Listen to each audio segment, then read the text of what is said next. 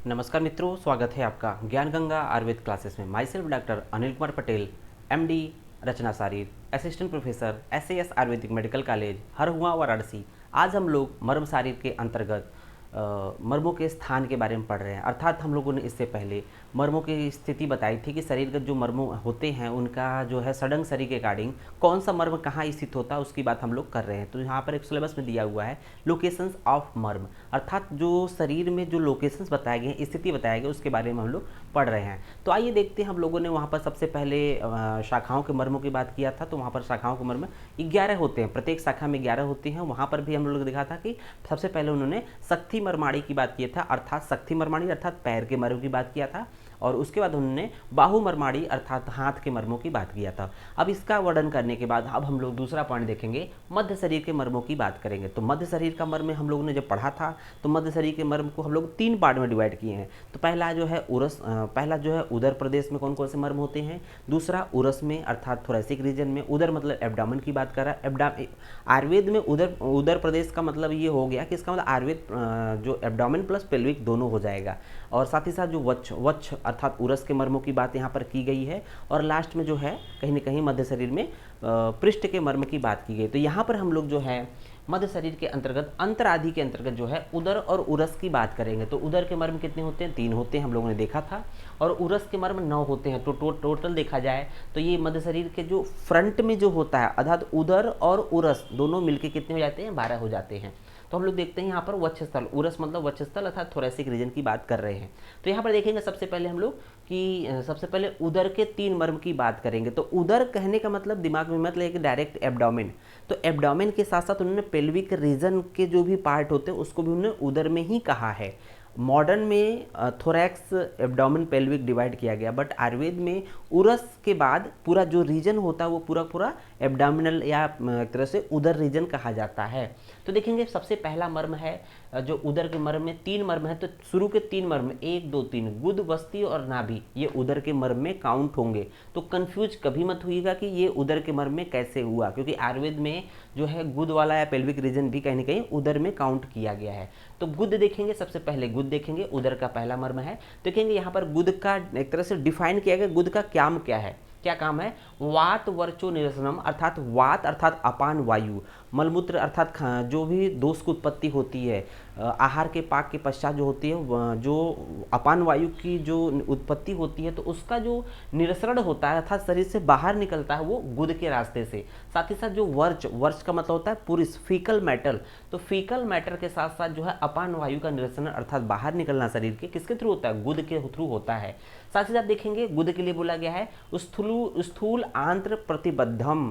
तो ये कह रहा है कि डायरेक्ट देखेंगे एनाटॉमिकल कंडीशन बता रहा है, पोजीशन बता रहा है कि जो लार्ज इंटेस्टाइन होती है, अगर हम लोग बात करें कि जैसे अगर स्मॉल इंटेस्टाइन से डायरेक्टली कनेक्ट होती है लार्ज इंटेस्टाइन को हम लोग कोलन भी कहते हैं।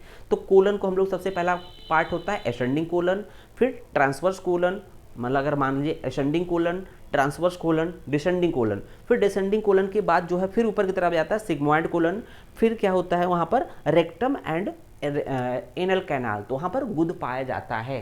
तो यहाँ पर देखेंगे कि यह कह रहा है स्थूलांत प्रतिबद्धम मीन्स लार्ज इंटेस्टाइन से अटैच होता है ये गुद। तो यहाँ पर कह रहा है अगर इस पर आघात होता है तो सद्यो मरण होगा। अगर आघात होता है मीन्स किसी भी तरह से, अगर इसमें आघात होने का मतलब कि अगर किसी भी तरह से अगर वहाँ पर ऑब्स्ट्रक्शन हो गया फीकल मैटर का ऑब्स्ट्रक्शन हो गया, साथ ही साथ वात और अर्थात अपान वायु और फीकल मैटर का अगर निःसरण नहीं होगा, बॉडी से रिमूवल नहीं होगा, तो वो एक तरह से विष टॉक्सिक की तरह कार्य करेंगे। तो कहीं ना कहीं ये इस तरह से बात कर रहा है सद्यो मरणम।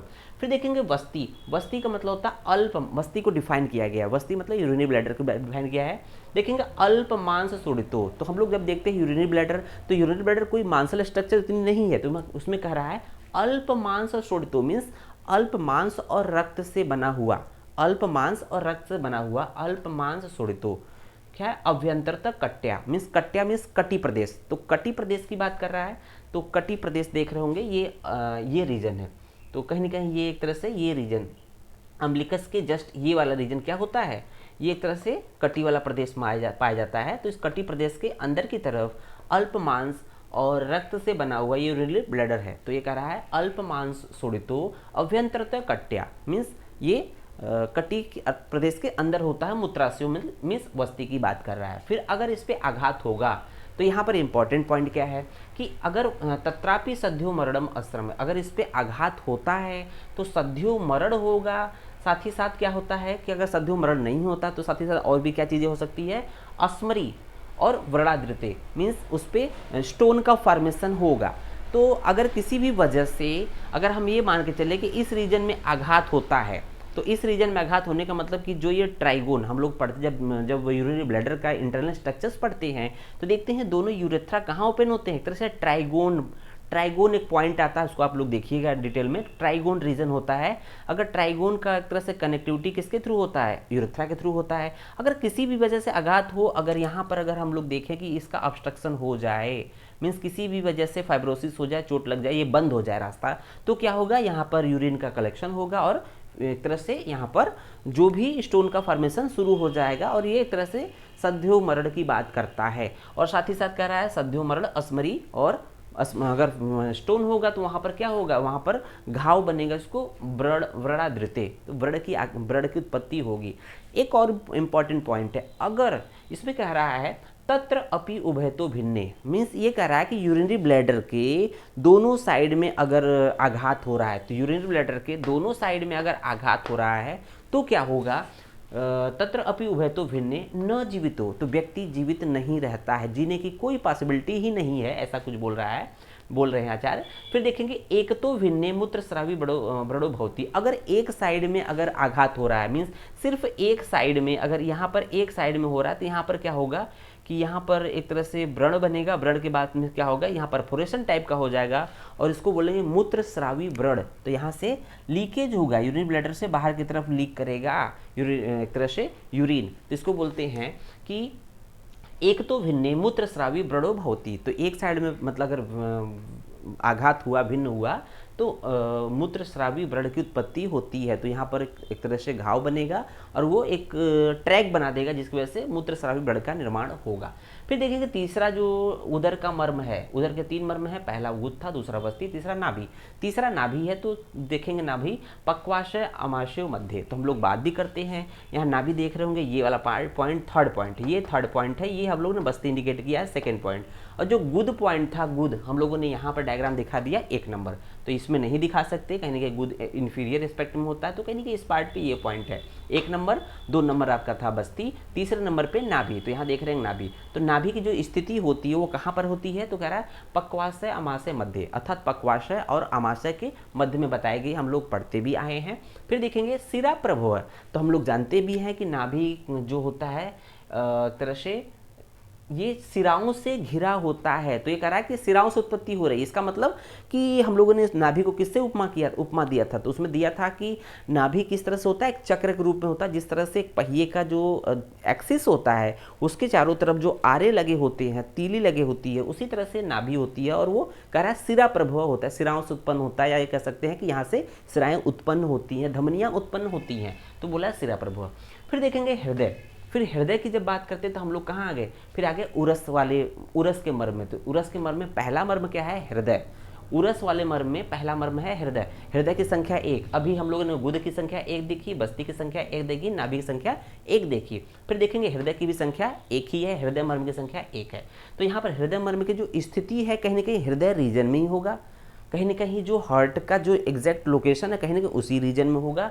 तो देखेंगे हृदय स्तनयोर मध्यम, तो हम लोग देखते हैं हार्ट की स्थिति भी क्या होती है, दोनों स्तनों के मध्य में, स्तनयोर मध्यम, दोनों स्तनों के मध्य में। तो यहाँ देखेंगे स्तनयोर मध्यम अधिष्ठायो उरस्य, मीन्स उरह रीजन में, स्तन के मध्य में, उरह प्रदेश में, थोरैसिक रीजन में, स्तन के मध्य में आमाशय द्वारम, इसको बोला गया है कि जो पर्टिकुलर जो हृदय मर्म होता है वो आमाशय का द्वार होता है। तो इन जनरल हम लोग देखें आमाशय का द्वार क्या हो सकता है, तो हम लोग जब देखते हैं ईसोफेगस के बाद क्या होता है, ये स्टमक होता है। तो ईसोफेगस अर्थात यहाँ जो ओपनिंग होती है, ये कैनाल होती है, इसको ओपनिंग कहते हैं कि कार्डियक स्फिंक्टर, तो यहाँ पर कार्डियक मीन्स यहाँ पर पर्टिकुलर हार्ट का कुछ पॉइंट होता है इसी रीजन के आसपास, तो ये है आमाशय का द्वार। तो कहीं ना कहीं इस रीजन के आसपास इंटरनल स्ट्रक्चर पे हम लोग का हृदय मर्म पाया जाता है। तो इसलिए कह रहा है आमाशय द्वारम, और साथ ही साथ क्या कर रहा है, सत्व रजस तम अधिष्ठानम। ये एक तरह से त्रिगुण, सत्व रजस तम को क्या बोलते हैं, त्रिगुण बोलते हैं, त्रिगुण, त्रिगुण सत्व रजतम का अधिष्ठान होता है। ये हृदय के बारे में बोल रहा है, और इस पे आघात होने से सद्य मृत्यु होगी। तो आइए देखते हैं हृदय के बाद हृदय संख्या 1 है। उसके बाद देखेंगे जो हृदय उरस मर्म में पहला था हृदय, तो पहला हृदय होगा। इसके बाद जो भी है, चाहे स्तन मूल हो, चाहे स्तन रोहित हो, अपला स्तंभ हो, ये सब क्या हो, दो दो होंगे, अर्थात पेयर में होंगे, तभी तो इनकी संख्या 4 प्लस 4 दूनी 8 प्लस एक हृदय 9, तो उरस के मर्म 9 हो जाएंगे। देखेंगे स्तन मूल, स्तन मूल देखेंगे यहाँ पर स्तन मूल है, यहाँ स्तन रोहित है। तो मूल और रोहित, मूल और रोहित में अंतर क्या है, मूल का मतलब होता है नीचे होता है, रूट मतलब हमेशा नीचे होता है, तो स्तन के नीचे, स्तन मूल जो है स्तन के नीचे रहेगा, स्तन रोहित ऊपर रहेगा। तो इसके रोहित का मतलब मान के चलेंगे कि जैसे हम लोग एग्जाम्पल देते हैं कि स्तन मूल नीचे है तो रोहित ऊपर होगा, तो ऐसा कुछ है। तो यहाँ देखेंगे इस स्तन मूल में स्तनयोर अधस्ताद, स्तनयोर अधस्ताद 2 अंगुल उभयतः, मीन्स जो एक तरह से स्तन रीजन होता है, चाहे मेल हो चाहे फीमेल हो, जो स्तन रीजन होता है, जो स्तन रीजन होता है उसके नीचे, कितना नीचे, 2 अंगुल नीचे। तो कह रहा है स्तनयोर अधस्ताद 2 अंगुलम उभयतः, तो 2 अंगुल स्तन के नीचे। तो हम लोग देख लेंगे ये आपका पॉइंट अगर स्तन है या इस तरह से ये रीजन है, और ये एक तरह से निप्पल रिप्रेजेंट कर रहा है, उसके नीचे हम लोग देख रहे हैं ये स्तन का रीजन है, उसके नीचे हम लोग ये दिखा रहे हैं कि ये आपका स्तन मूल है। दोनों साइड में उभयतः, दोनों साइड में क्या है, स्तन मूल है। 5वां नंबर दे दिया, 5वां नंबर स्तन मूल है। फिर क्या है कि इस पे अगर आघात होगा तो क्योंकि ये जो पर्टिकुलर प्रेजेंट कर रहा है ये एक तरह से लंग्स का ही पर्टिकुलर पार्ट है, तो इस पे आघात होगा तो क्या होगा, तो देखेंगे स्तन मूल पे अगर आघात होगा तो कफपूर्ण कोष्ठतया, मीन्स ये जो है पर्टिकुलर कफ से पूर्ण हो जाएगा। साथ ही साथ कफपूर्ण कोष्ठिया का मतलब होता है काश श्वास हो जाएगा, मीन्स इस पे आघात होगा तो का श्वास, पाठांतर भेद से किसी अन्य लोगों ने माना कि का श्वास की उत्पत्ति होगी। जैसे यहाँ उरस प्रदेश में इस रीजन में अगर स्तन मूल रीजन में आघात होगा तो काश और श्वास अर्थात बहुत तेजी से सांस व्यक्ति लेने लगेगा और खांसी आने लगेगी, और साथ ही साथ मृत्यु भी हो जाएगी। तो यह है कफपूर्ण कोष्ठिया, जिसको हम लोग का श्वास से कोरिलेट करते हैं, और मृत्यु अर्थात मृत्यु हो जाएगी। फिर देखेंगे 6ठे नंबर पे स्तन रोहित। स्तन रोहित क्या कर रहा है, पहले पॉइंट जरूर याद करना है कि कहाँ पर एग्जैक्ट लोकेशन है।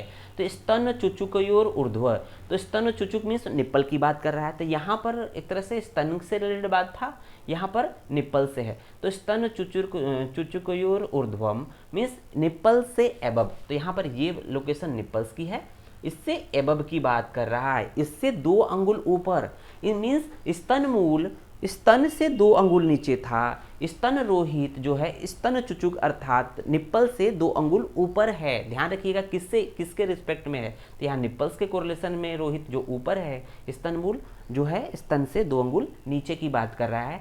फिर देखेंगे 2 अंगुल बेहतर है, 2 अंगुल नीचे ऊपर है। फिर देखेंगे यहाँ पर अगर स्तन रोहित पर आघात होगा तो रोहित है ना, रोहित का मतलब क्या होता है, लोहित, रोहित मतलब रेड, रोहित मतलब रेड, और उसको लोहित भी जगह जगह बोलते हैं। तो यहाँ पर क्या होगा, लोहित पुड़कोष्ठया, तो ध्यान रखिए कि जब रोहित है तो लाल हो जाएगा, रोहित मतलब लोहित, तो लोहित पुड़कोष्ठया जब मीन्स स्तन रोहित की बात कर रहा है, लोहित पुड़कोष्ठया मीन्स उसका भी मीनिंग होता है का श्वासाभ्याम और मृत्यु, तो ये मृत्यु हो जाएगी। फिर देखेंगे सेकेंड लास्ट अपलाप। अपलाप एक मर्म होता है जो कि अंशकूटयोर अधस्ताद, तो अंशकूट की बात करते हैं तो एक तरह से यहाँ पर जो स्कैपुला जब बोन पड़ते हैं तो उस पर जो प्रोसेस होता है, स्कैपुला बोन का एक प्रोसेस है, उस स्कैपुला बोन के जो प्रोसेस होता है उसके बिलो बट जो होता है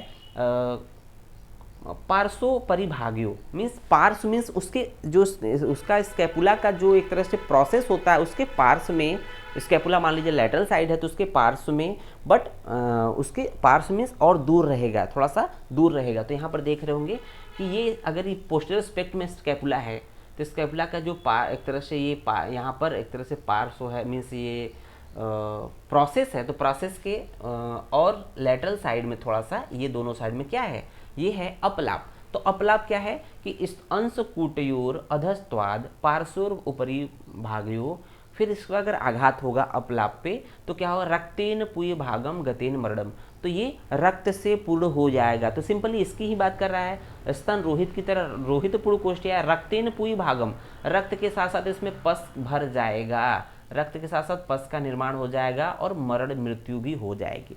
फिर लास्ट देखते हैं अपस्तंभ।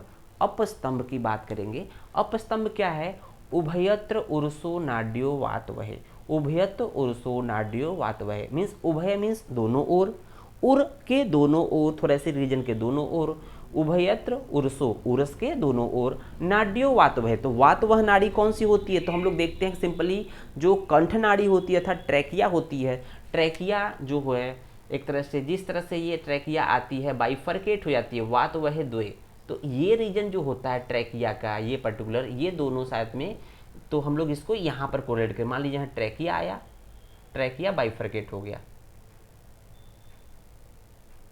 कुछ इस तरह से, तो ये रीजन हम लोगों ने दिखा दिया कि अपस्तंभ की बात कर रहे हैं। तो अपस्तंभ तो ये है वातवह, और इस तरह से हम लोग देखते हैं कि ये अपस्तंभ की बात करते हैं। इस तरह से हम लोग के जो भी मध्यगत, जो मध्य शरीर के अंतर्गत, अंतराधि शरीर के अंतर्गत क्या है, उदर और उरुस के जो 3 और 9 मर्म अर्थात टोटल 12 मर्मों की यहाँ पर बात की गई है। इसके बाद हम लोग पृष्ठगत मर्मों की व्याख्या करेंगे। धन्यवाद।